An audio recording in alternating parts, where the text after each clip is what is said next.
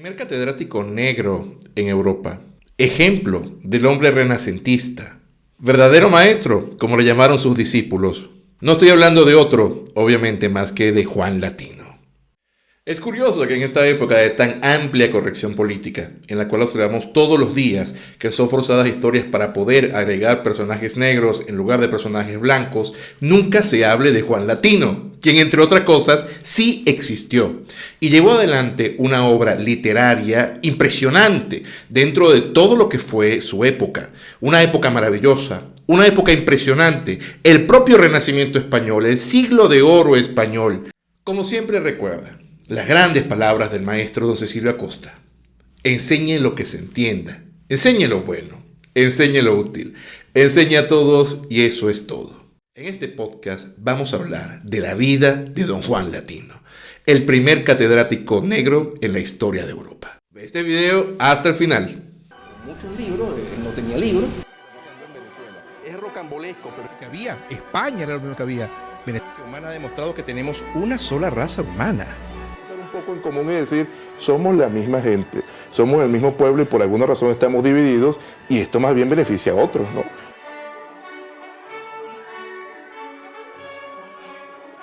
Juan Latino es uno de estos personajes que francamente marcan toda una época. No solamente por sus propias características subjetivas, este hombre, más allá de que era profundamente talentoso, tenía una serie de dones que lo hacían descollar entre sus pares. Cuidado, que esta era una época en la cual a nadie le regalaban nada. Es decir, no es porque Juan Latino fuera negro que le iban a dar una cátedra o iban a querer ser amigos de él o iban a querer darle el rango de maestro. Al contrario, esta es una época en la cual si tú lograbas de verdad descollar sobre aquellos que también querían de alguna manera tener los destinos a los cuales tú habías llegado, es porque eras muy bueno. Y esta es la figura de Juan Latino. Pero por supuesto, cuando Juan Latino se enfrenta al mundo en el cual se encuentra, va a darse cuenta que precisamente no es común. Y por supuesto que no hablo yo de otra cosa más que de su tez. Juan Latino era de Etiopía. Juan Latino era negro. Y precisamente estaba nada más y nada menos que en la península ibérica. Razón por la cual este hombre, siendo esclavo, supo desarrollar estos dones que le eran totalmente intrínsecos desde su más tierna edad, la intelectualidad. ¿Y en qué manera lo hizo? Ahora, hablar de la figura de Juan Latino y todas estas cosas impresionantes que logró desde una perspectiva atemporal ya nos coloca enfrente de un personaje impresionante. Cualquiera, solamente por escuchar estas cosas que era capaz Juan Latino de escribir, este modo en el cual era capaz de desempeñarse con bastante provecho, no solamente en el latín, no solamente en la literatura, sino también en la música. Era un gran cantante y era un gran músico. Nos diría a nosotros que obviamente estamos hablando de un personaje singular e impresionante.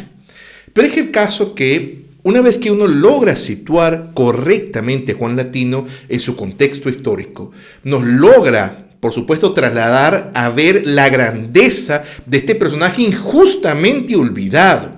Razón por la cual en este podcast, en el cual desde mis escasísimas posibilidades, procuraré trasladarles la vida aún muy oscura de Juan Latino, vamos a hablar antes que nada de su contexto histórico. Veamos cuál es el momento en el cual Juan Latino viene al mundo y se desarrolla en él.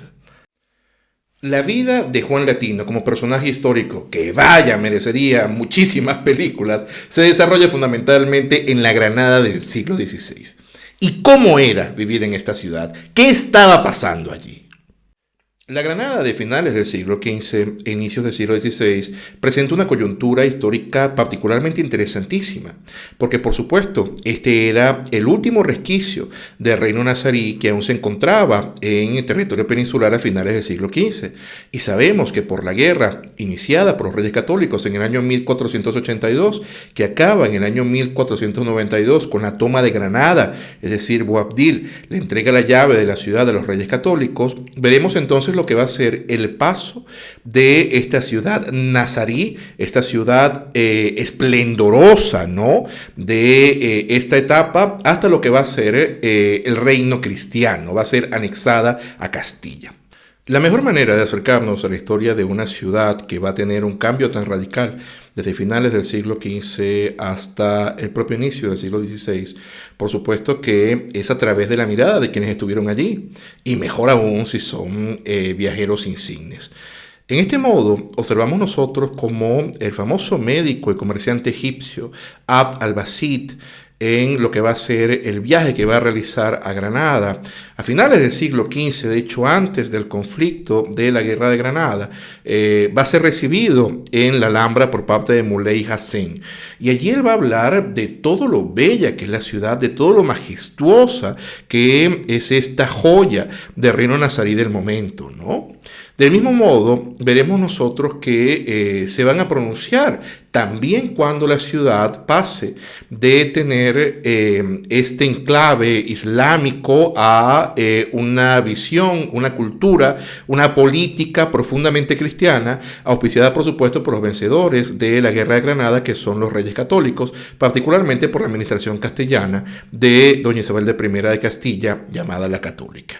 De este modo, observaremos nosotros cómo hombres como Jerónimo de Munzer, en su obra Viaje por España y Portugal, de los años 1494 con 1495, Antoine de Lalaine, en lo que va a ser una etapa un poco posterior, que va a registrar el primer viaje de Felipe I el Hermoso a tierra castellana, y también precisamente hombres ilustrísimos, brillantes, como Andrea Navallero en su obra Viajes por España del año 1524 al año 1526, y Lucio Marineo Sículo en su obra De Rebus Hispaniae Memorabilibus, van a dejar constancia de este cambio que se está produciendo desde ciudad islámica hasta lo que va a ser una ciudad castellana. Va a mantener, por supuesto, que toda esta presencia, toda esta hermosura dantesca de lo que había sido, pero ahora cambiando hasta lo que viene a ser el credo cristiano, por supuesto. Entonces veremos cómo van a comenzar a proliferar una gran cantidad de conventos, una gran cantidad de iglesias, una gran cantidad de colegios, en esta etapa interesantísima, pero ello lo que va a hacer es remozar y mantener la belleza de la ciudad más allá de los conflictos sociales que vaya, que son tema de muchísimas, pero muchísimas horas de explicación, porque todo el trasfondo de lo que va a ser una política que al inicio es totalmente de respeto hacia los musulmanes, que se quiere más bien integrarlos poco a poco a la sociedad, luego con una cantidad de conflictos sociales que van a comenzar a ocurrir, veremos cómo en efecto todo se va a poner mucho más complicado, más allá de las conversiones en masa que se estaban realizando por parte de musulmanes en la época. Habrá también momentos bastante agrios, bastante complicados en esta Granada de inicios del siglo XVI. Y esto precisamente porque la gran obra del arzobispo Hernando de Talavera, que pretende una conversión pacífica por parte de los moriscos, y en efecto, como les señalo, logra una cantidad importantísima de conversiones en masa, va a verse constantemente esa herida por una cantidad de conflictos importantes. De manera que observaremos que cuando nada más y nada menos que el cardenal Cisneros, arzobispo de Toledo y confesor de la reina Isabel, se ponga a la cabeza de sofocar estas terribles revueltas de diciembre del año 1499, va a llevarse un proceso bastante complicado, en el cual incluso veremos nosotros la quema de Coranes en el año 1501 en la plaza de Vivarrambla. Sin embargo, el hecho cierto es que se van a crear una gran cantidad de parroquias, algunas en las otras mezquitas y otras con nuevas edificaciones.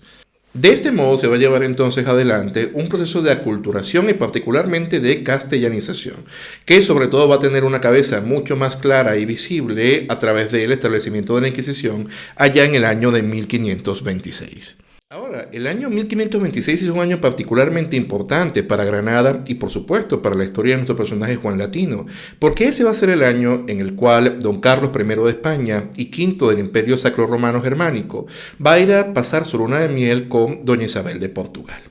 Ahora, cuando Carlos va a Granada, no solo se contenta con pasar allí su luna de miel luego de su maravillosa y fastuosa boda en Sevilla, sino que realmente la portentosidad de Granada, el cariño, por supuesto, que sus abuelos, los Reyes Católicos, le habían dispensado, hace que Carlos tenga la ciudad con unos planes bastante diferentes de los que hasta ese momento habían ocurrido, ¿no? El emperador Carlos V decide en ese propio año desplazar la capital a la ciudad de Granada, ¿no? Y establecer precisamente en la Sabica, en la Alhambra, lo que va a ser la sede de la corte, y ordena de hecho la construcción del Palacio Real, que hoy en día sinceramente es una de las tantas maravillas que uno puede observar en la ciudad de Granada, el gran palacio de Carlos V. Ordenado por su majestad imperial, precisamente va a ser la familia de los Tendilla, capitaneados por Íñigo López de Mendoza, segundo conde de Tendilla, que era el padre de Diego Hurtado de Mendoza, el primer capitán general del Reino de Granada y obviamente alcaide de la Alhambra, que va a comenzar con todo este proceso de castellanización ferviente, ¿no?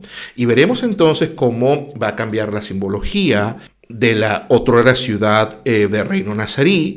Se va a pretender siempre ir hacia una dinámica de la antigüedad grecorromana, y todo lo que va a ser el diseño urbano va a tender hacia lo renacentista y centralizador. Ahora, desde siempre se le dio una primacía muy importante a la labor académica dentro de Granada. Y fueron los propios reyes católicos que, luego de tomar la ciudad de Granada, fundaron el Colegio de la Santa Iglesia Catedral. Y lo que vamos a ver luego, que va a ser fundado por parte de su nieto, el emperador Carlos, en el año 1531, la Universidad de Granada, a la cual vemos que se le va a colocar el siguiente lema: Ad fugandas infidelium tenebras ec domus literaria, fundada est.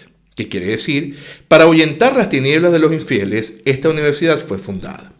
Y es que recuerden ustedes que particularmente la postura de los reyes de España en este momento era de salvar a su pueblo de los infieles. Es decir, la postura cristiana es profundamente importante, y yo sé que probablemente es muy complicado comprender lo que plantean los reyes en este momento, cuando vivimos desde hace bastante tiempo en una sociedad laica.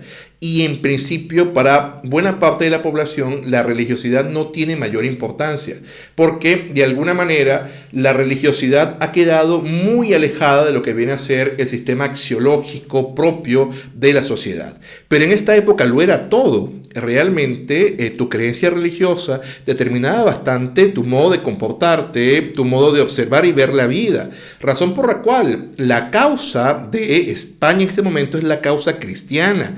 Razón por la cual vemos entonces nosotros que el planteamiento en el cual se quiere obtener conocimiento es un planteamiento profundamente cristiano, lo cual desdice y por supuesto que está en contra de aquellos que plantean esta etapa de España como una suerte de etapa de obscuridad en la cual una serie de sacerdotes totalmente fanáticos se ponían a perseguir a través de la Inquisición a un montón de gente inocente. Ese no es el planteamiento, es un planteamiento de luminosidad, de lo que es el verdadero renacimiento español dentro de lo que viene a ser el academicismo. Es decir, es un planteamiento bastante intelectual, pero por supuesto con todo lo que viene a ser la base teórica del cristianismo. Y esto es momento de que lo podamos entender, porque de nuevo, consigo yo constantemente una gran cantidad de errores de conocimiento, no solamente en planteamientos anglosajones, franceses, germánicos, que observamos en la actualidad, sino también estos planteamientos vemos como son acogidos por parte de partes del pueblo hispano, ¿no?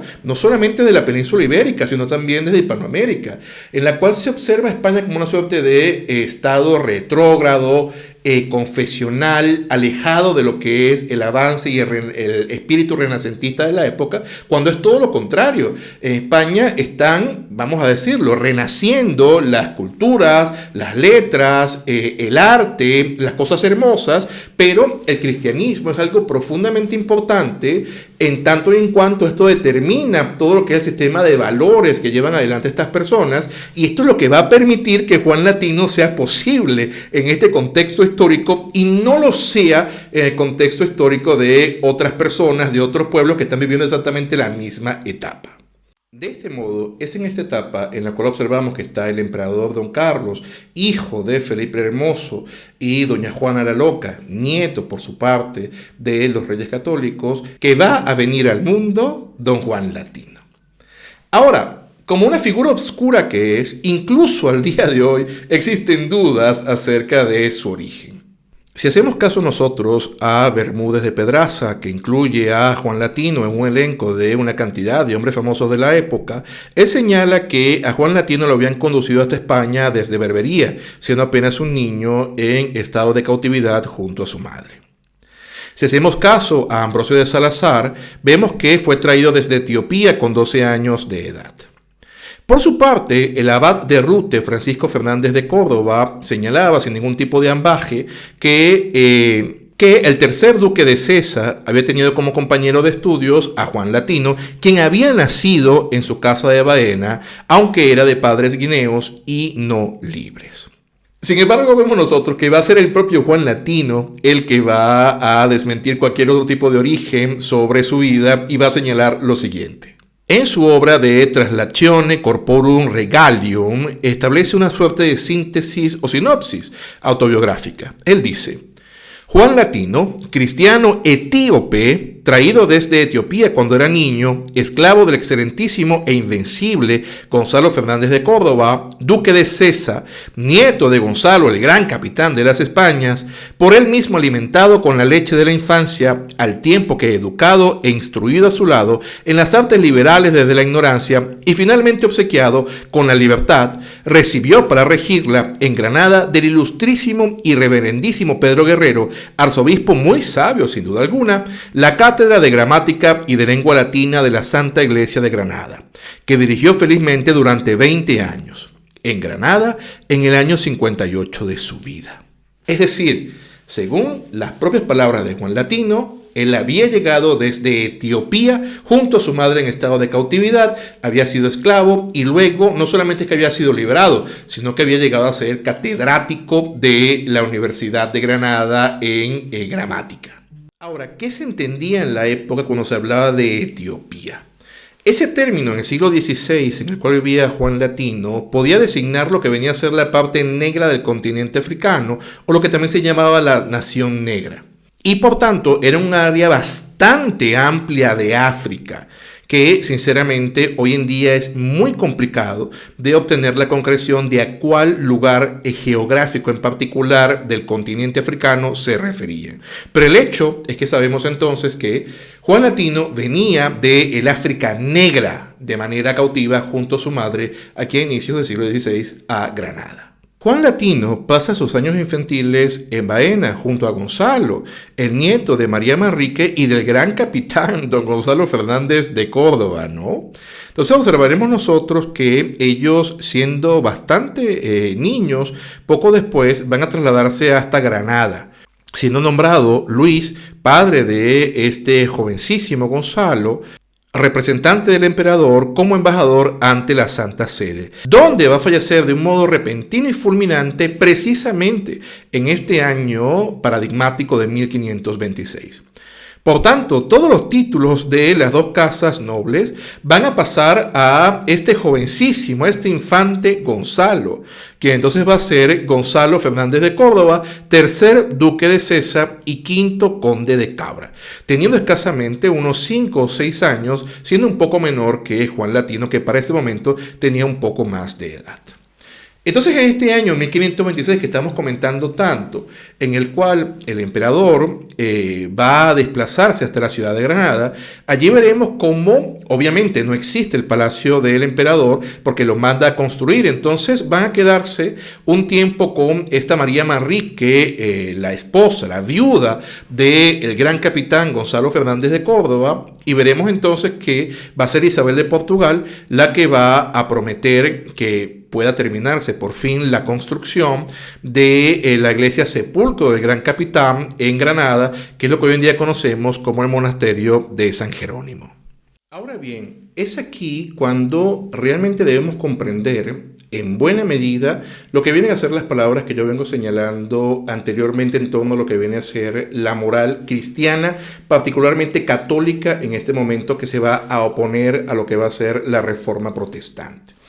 A ver, si comprendemos que todos somos hijos de Dios y lo que debe propender un soberano es a salvar el espíritu con la conversión a la religión de sus súbditos, Esto nos permite a nosotros aproximarnos al hecho de que sea posible que un esclavo llegue a ser catedrático en el contexto de la época. Porque la concepción que se tiene de la esclavitud en este momento histórico en el mundo hispano es la concepción en la cual existen determinados hombres que están privados de la capacidad de ejercicio, pero que son plenamente titulares de la capacidad de goce y por lo tanto pueden ser entonces objeto de derechos y deberes porque también son hijos de Dios. De ahí que lo que viene a ser el desarrollo de la esclavitud es bastante diferente que en otros lugares en los cuales se consideraba que los que eran esclavos sencillamente eran animales. De nuevo, porque cada vez que yo explico la esclavitud del mundo hispano en la época, siempre hay algún listo que me dice que yo estoy apoyando la esclavitud. Yo no estoy apoyando la esclavitud, estoy sencillamente intentando explicar cuál era la concepción de la esclavitud que se tenía en la época de una institución que siempre existió.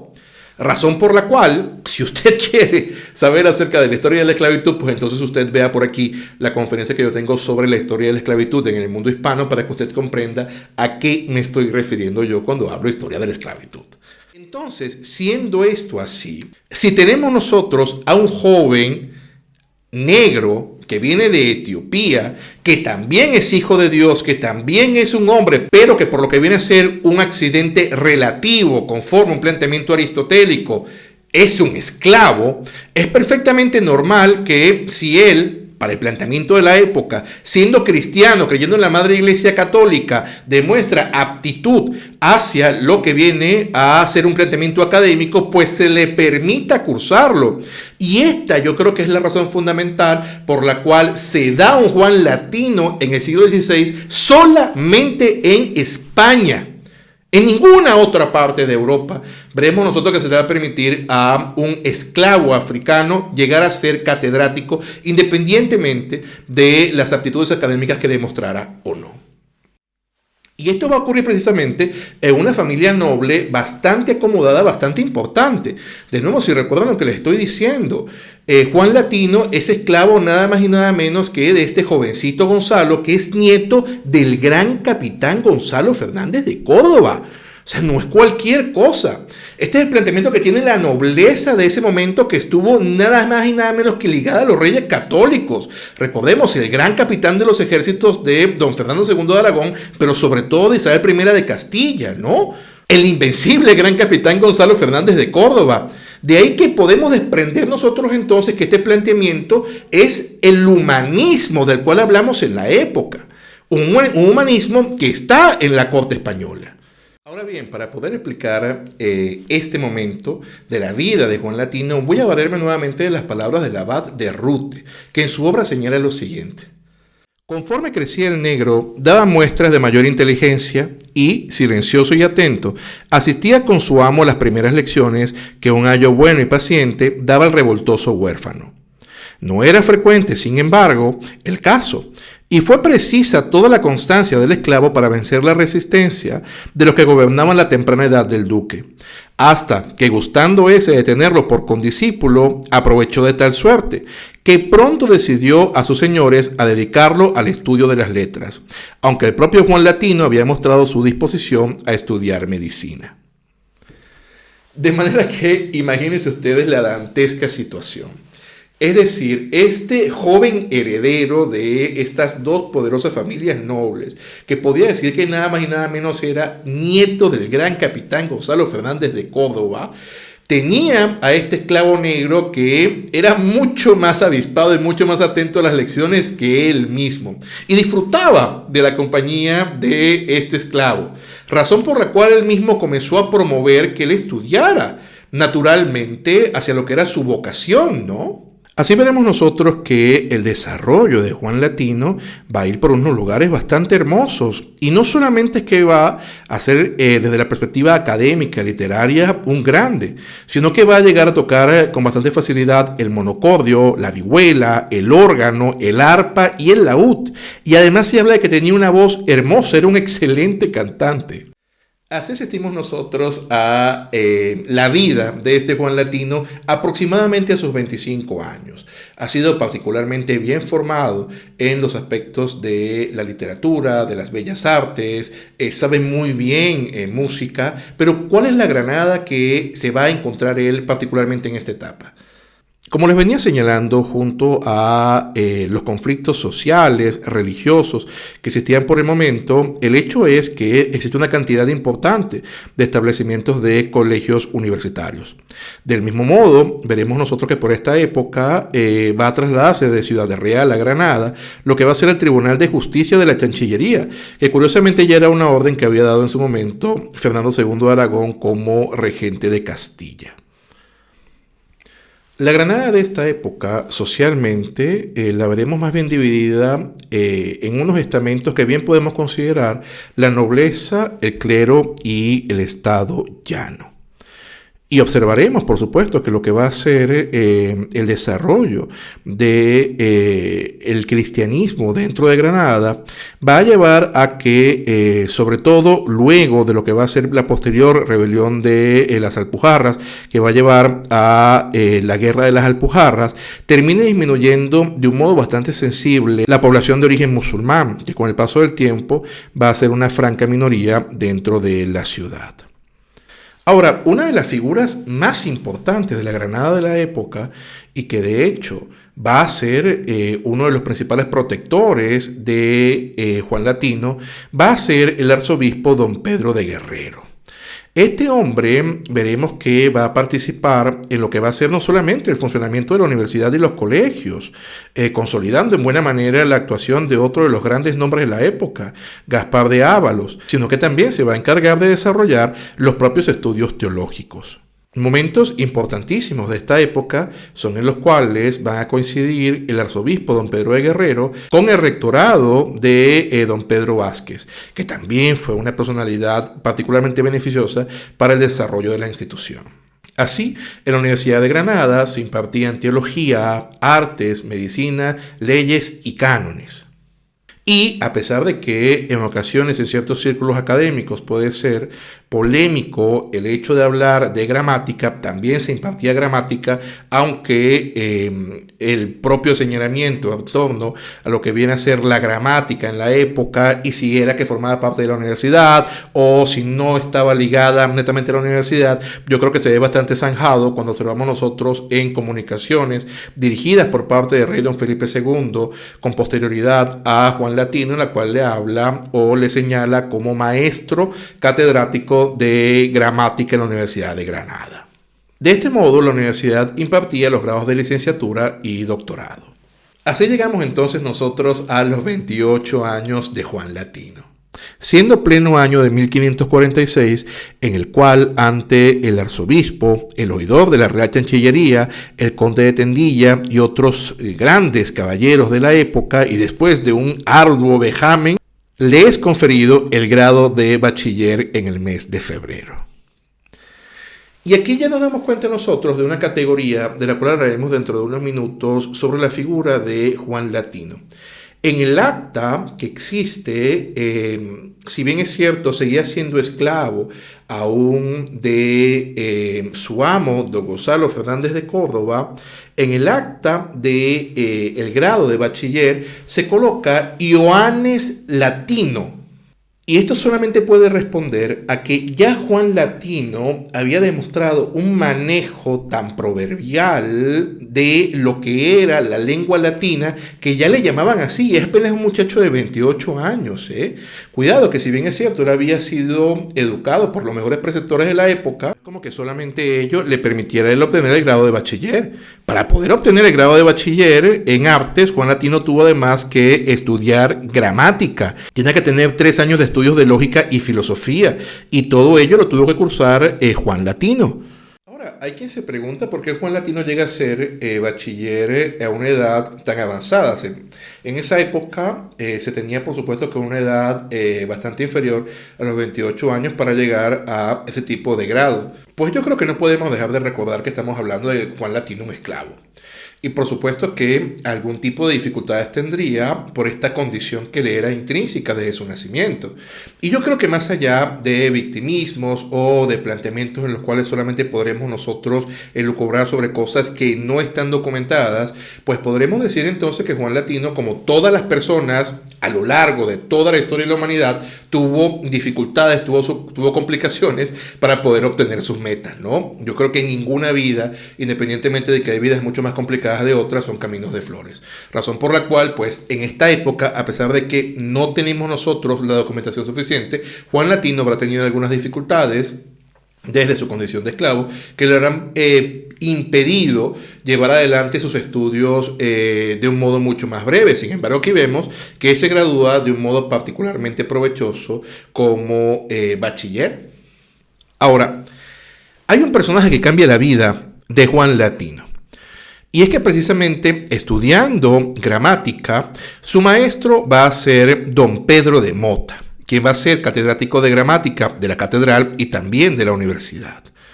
Don Pedro de Mota había sido formado en Alcalá, como muchos de los grandes maestros del momento. Había de hecho sido llamado a Granada y participado incluso en la redacción de las constituciones de la Universidad de Granada. Pedro de la Mota partía de un modo de enseñanza del latín que rompía en buena medida con lo que venía a ser el planteamiento de la época, siendo que aún en ese momento el latín o hablar el latín era la considerada dentro del aspecto académico la única forma culta de hablar. Don Pedro de la Mota rehuía lo que venía a ser el aprendizaje de unas gramáticas minuciosas y arcaicas, y lo que planteaba él era el uso de la lengua latina como lengua viva, razón por la cual él primaba el aprendizaje del vocabulario en un entorno social y por supuesto con unos actos de lengua que permitiera que sirvieran para algo útil, ¿no? Lo cual por supuesto que embellecía incluso todo aquello que don Pedro de la Mota escribía y enseñaba en lengua latina. Por tanto, creo que queda bastante claro que, como suele ocurrir con esta clase de hombres brillantes como Juan Latino, suelen tener un preceptor que les marca, ¿no? Les marca profundamente lo que va a ser su camino a seguir, y este es el caso de Pedro de la Mota, que le enseña este amor hacia la lengua latina y por supuesto que es su correcto uso, y le marca todo un horizonte no andado antes a Juan Latino, que va a comenzar a seguirlo con particular profusión y amor. Ahora, dense cuenta ustedes el espíritu impresionante, portentoso de Juan Latino, que no solamente se conforma con formar parte de la casa de Gonzalo Fernández de Córdoba, haber obtenido su grado de bachiller en sus 28 años, sino que además, como les digo, este Ioannis Latino, que se ha hecho tanta fama en el ambiente académico, logra de un modo bastante exitoso abrir un estudio propio. Un estudio en el cual servía de preceptor para una gran cantidad de diferentes jóvenes, por supuesto, de encumbradas familias, que lo van a tratar con el mayor cariño del mundo como maestro, y no solamente enseñaba literatura, arte, sino que también enseñaba música. Es en este momento en el cual le ocurre un hecho trascendental en la vida a Juan Latino. Y es que en virtud de que existe una familiaridad importante por parte de el duque de Sesa, Gonzalo Fernández de Córdoba, con la familia Carleval, siendo el licenciado Carleval de hecho administrador de su hacienda, cuando recomienda a el joven Juan Latino para que sea el maestro de música con su hermosa voz y su particular de tocar una cantidad de instrumentos de la joven y muy bella dama llamada Ana Carleval. Como suele ocurrir de esta clase, ¿no? De situaciones en las cuales un joven, mozo, inteligente, con bella voz, hombre como Juan Latino, termina siendo el preceptor durante larguísimas horas en las cuales solamente se encontraba junto a su discípula Ana Carleval, pues termina surgiendo el amor. Y claro, A pesar de que, no les digo, no hay documentación al respecto que nos pueda decir que existió de algún modo una resistencia por parte de la familia a que el matrimonio se llevara a cabo, y por tanto, cuando en las poquísimas ocasiones que se suele hablar de Juan Latino se toca este tema, se suele lucubrar mucho acerca de la resistencia por parte de la familia. El hecho está, queridos amigos, en que Juan Latino se casa con la bellísima y noble Ana Carleval. El matrimonio se celebró entre los años 1547 y 1548. Tenía Juan Latino entre unos 30 y 31 años de edad. Así, el 30 de junio del año 1549 observamos nosotros que es bautizada la hija del matrimonio, Juana, en la parroquia de San Gil. También veremos cómo van a venir 3 hijos más del matrimonio, los cuales se hallan plenamente documentados en los libros de bautismo de las parroquias de San Gil y de Santa Ana. Ahora, esta es la amistad y por supuesto que el cariño fraterno que profesa por su esclavo Juan Latino, el duque de Sesa, Gonzalo Fernández de Córdoba, que le obsequia su libertad como regalo de bodas y además le da una dote importante. Es decir, Juan Latino no es que deja de ser esclavo y lo veremos en la pobreza. Al contrario, su ahora buen amigo y protector, Gonzalo Fernández de Córdoba, duque de Sesa, le dota con una cantidad importante de bienes económicos y por tanto va a tener una vida bastante acomodada, Juan Latino. Y aquí, hasta aquí, podríamos considerar nosotros que ya su vida es algo particularmente importante, ¿no? Ya es un esclavo que ha demostrado su conocimiento intelectual, ha logrado abrir su propio estudio para dar clases, se ha enamorado, ha tenido hijos, ha sido reconocido por parte de las grandes figuras de la época. Ya aquí bien podríamos nosotros dar esto como una vida extraordinaria. Pero resulta que, como suele ocurrir en todas las vidas humanas, pues estas llegan a su fin. Y veremos nosotros que en el año 1556 su gran y querido maestro, don Pedro de la Mota, fallece, dejando vacante la cátedra de gramática de la Universidad de Granada. Ahora imagínense ustedes el planteamiento que se le estaba poniendo delante a Juan Latino. Creo que como cualquier académico, por supuesto que desearía, ¿no?, tener de propiedad la cátedra de la asignatura que él tanto amaba y que tan profundamente había desarrollado. Pero para ello, de alguna manera, tenía que dejar un poco de lado lo que venía a ser este estudio, en el cual él servía de preceptor a diferentes jóvenes para poder obtener el grado de licenciado y así entonces poder optar a lo que era la cátedra, pero obviamente que él no era el único interesado. De modo que, ¿qué hacer? ¿Qué decidir? ¿Quedarse tranquilo con lo obtenido hasta el momento o buscar optar a la cátedra?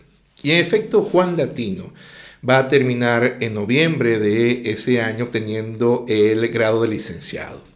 Y es así entonces como logra ganar la cátedra de gramática frente a Venegas, quien él le propuesto por el cabildo de la catedral. Y es así entonces, queridos amigos, como Juan Latino, esclavo etíope, hombre de portentosa voz, de buenos aspectos musicales, buenas características intelectuales, logra convertirse en el primer catedrático negro de la Europa moderna. Estamos hablando del año 1557.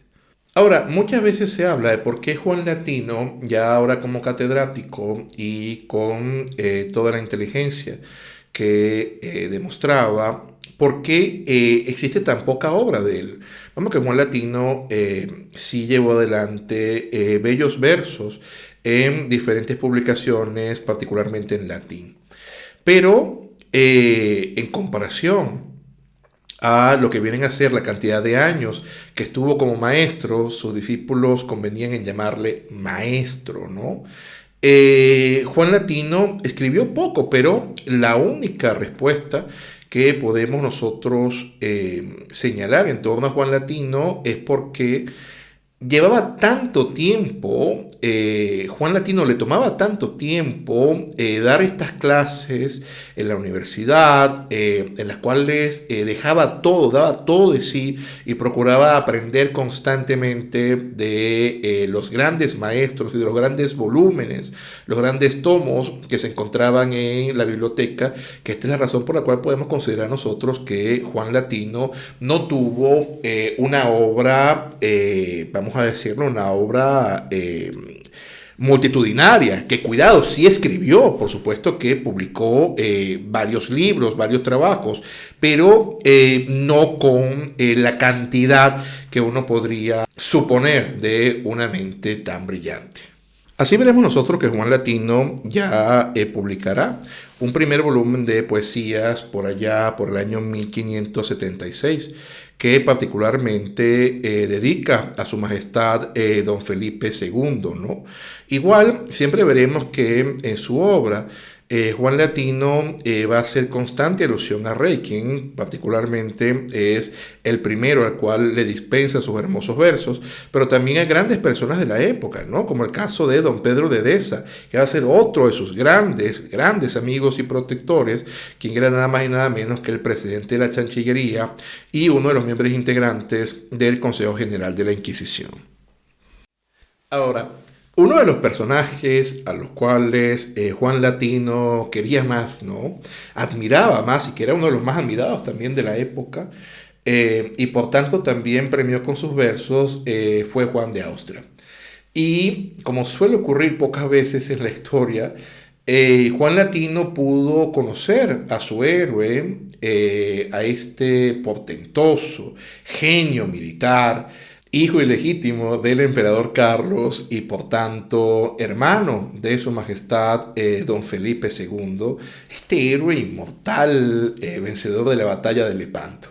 Cuando llega Juan de Austria a Granada, de hecho veremos que por supuesto se va a rodear de una cantidad importantísima de personas brillantes, pero no va a ser extraña la ocasión en la cual veamos sentado junto a él a su mesa a Juan Latino y a Fray Cristóbal de Meneses, de la Orden de Santo Domingo, que también era negro. Entonces, imagínense ustedes, ¿no? El gran Juan de Austria, el héroe de Lepanto, el invencible, sentado a la mesa en pleno siglo XVI, en el cual España estaba demostrando toda su grandeza y todo lo bondadoso, todo lo portentoso que significaba el imperio en ese momento, sentado con dos negros. Un académico brillante de gramática en la Universidad de Granada y otro sacerdote también de muy buen ver y de muy buena reputación, lo cual por supuesto que destruye la imagen de este imperio voraz,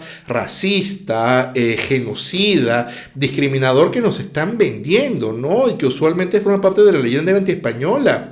Esta es la España de la época. Este es el siglo de oro al cual asistimos y no nos cuentan.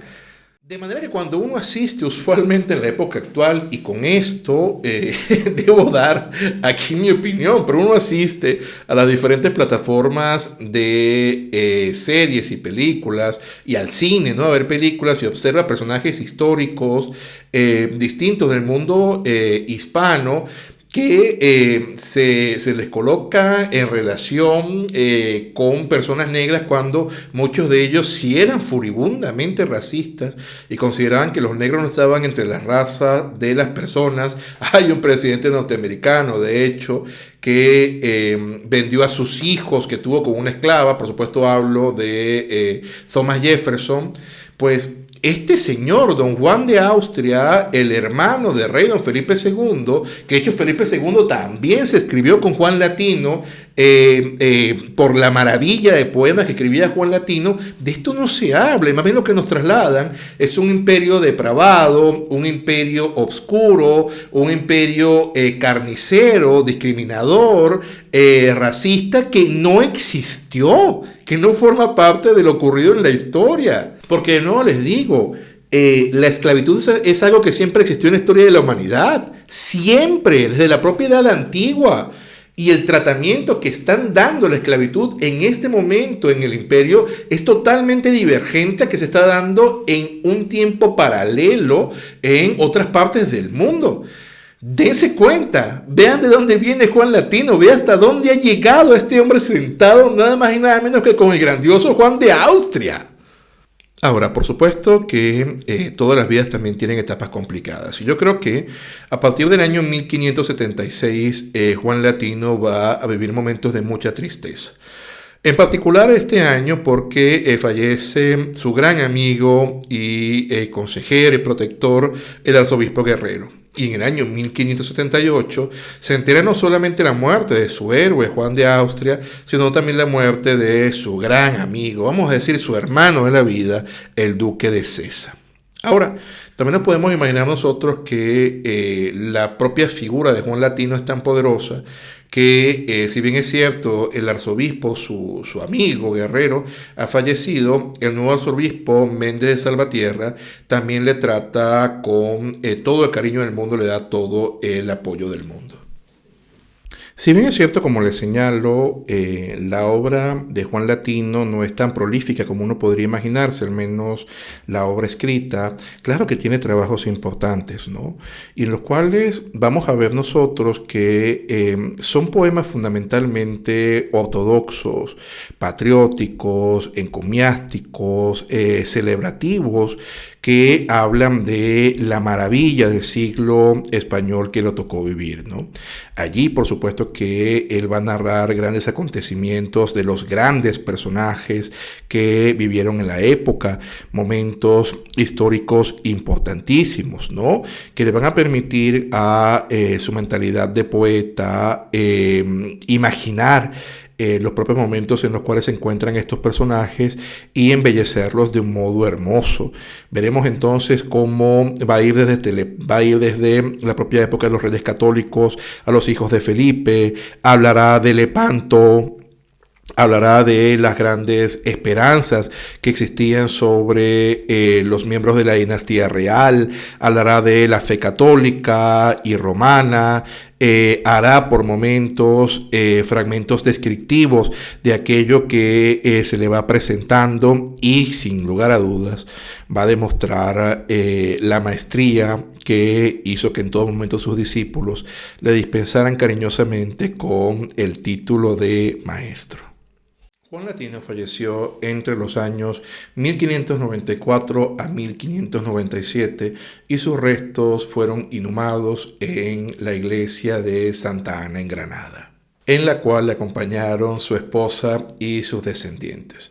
Sin embargo, en los últimos tiempos también, ante la pérdida de la placa y lo que ha sido una serie de exhumaciones que se han hecho en el templo, se pone en duda cuál es el cuerpo de Juan Latino, e incluso he leído yo en alguna parte que colocan en duda que el cuerpo de Juan Latino permanezca allí. Y es que sinceramente, señores, los hispanos no merecemos a Juan Latino, no le hemos dado el apoyo, la admiración, el cuidado a su figura histórica que ha merecido un hombre con talla de gigante que supo descollar en una época de verdaderos gigantes. Y no lo digo yo, Veamos qué decían los grandes hombres contemporáneos o de algún modo cercanos en el tiempo a Juan Latino sobre Juan Latino.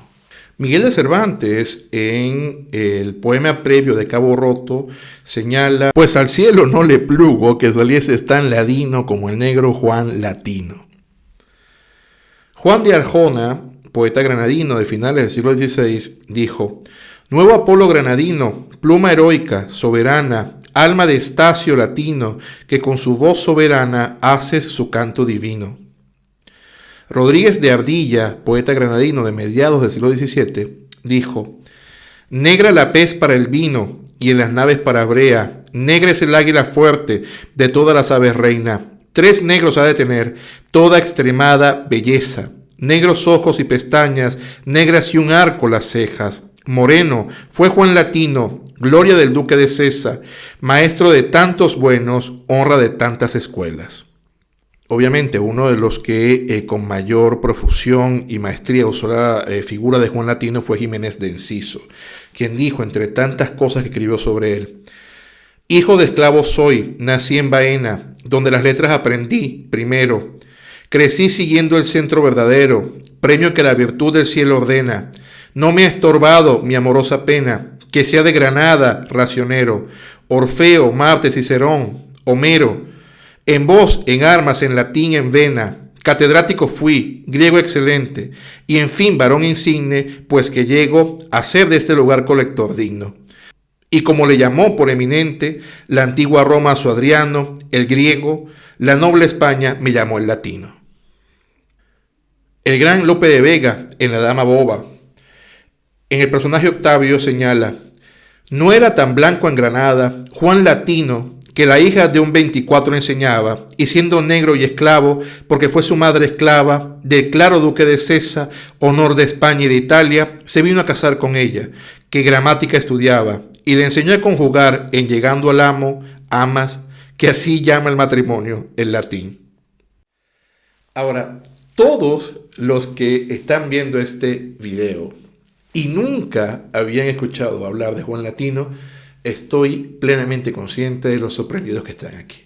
Y aquellos que habían escuchado una u otra cosa de Juan Latino, pero que no sabían acerca de su vida, de su faena, de su obra, pues estoy plenamente convencido que también estarán sorprendidos de por qué nosotros no le hemos dado la importancia que tiene Juan Latino en el mundo en general, en la historia del mundo. Pues yo lo que les pido entonces es que ustedes, este video, no solamente es que le den me gusta, interactúen con él, sino que también lo compartan con todos sus amigos y hagamos que el tema de Juan Latino se vuelva algo importante. El primer catedrático de gramática, el primer catedrático en general de la historia moderna en Europa. Y nadie nos está hablando de él. De esto no se habla. Por supuesto, ya queridos amigos, hemos llegado al final de este podcast que espero realmente haya sido de su agrado. Debo, por supuesto, que dar gracias a todos mis queridos aprendices de la historia que observan ustedes en esta pantalla y se han ido uniendo poco a poco. También tengo yo que decirte a ti que estás viendo este video y que te ha gustado, que también puedes ser otro aprendiz de historia o puedes ser explorador del pasado o erudito del tiempo. Recuerda, y también recuerden ustedes, queridos aprendices de la historia, que aquellos que se vuelvan eruditos del tiempo tienen acceso total a cada uno de los cursos que vayamos presentando y que ya tengamos disponibles. Muchas gracias por tanto. Nos vemos en el próximo. Espero sus comentarios. Muchos libros, él no tenía libros. En Venezuela. Es rocambolesco, pero que había. España era lo único que había. Venezuela humana ha demostrado que tenemos una sola raza humana. Un poco en común es decir, somos la misma gente, somos el mismo pueblo y por alguna razón estamos divididos y esto más bien beneficia a otros, ¿no?